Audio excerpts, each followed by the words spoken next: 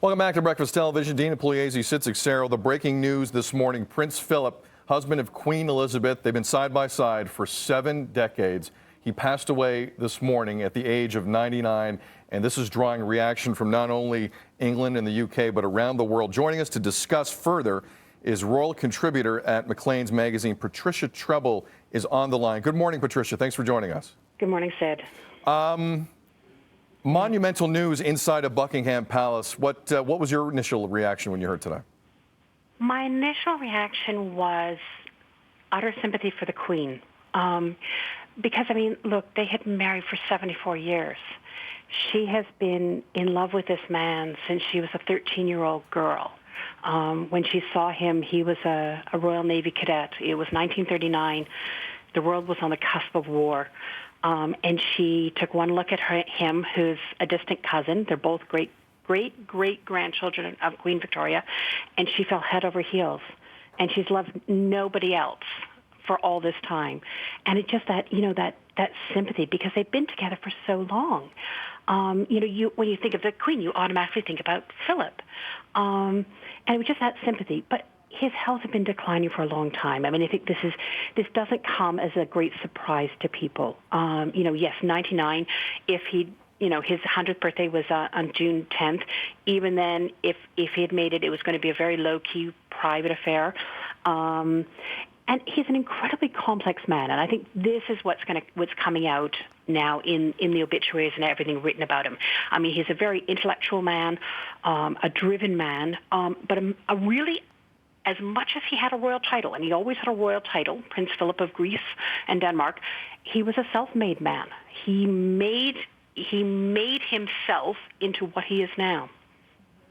And we're looking at these visuals, beautiful events, so much pomp and circumstance. You just mentioned he was 2 months shy, Prince Philip, of his 100th birthday, recently released from hospital, and everybody was, of course, rooting for him to bounce back.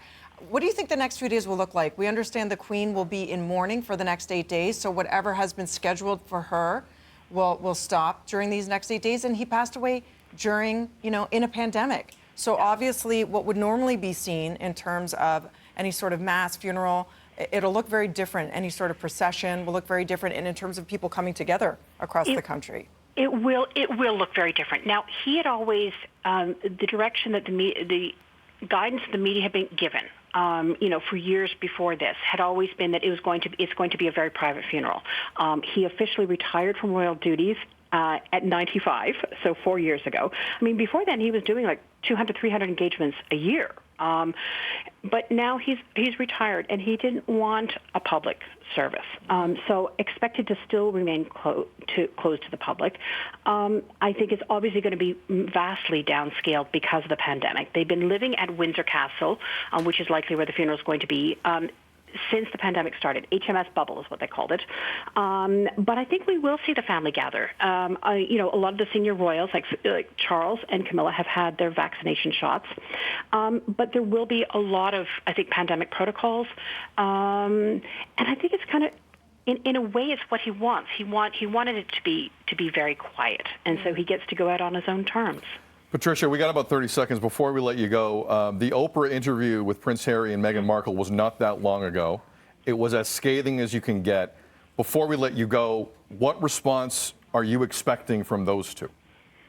I think we're going to expect the response of a grandson and his wife to the passing of his beloved grandfather, and that's what it is. This is a death in the family, and that's what that is. They have always had a close relationship, and Harry talked about it. He said they do Zoom calls, and when Philip wanted to end the Zoom call, he just slammed the lid of his laptop closed. not one to press leave meeting. So I think it's going to be affection. They've always been very close, and that's what we'll see.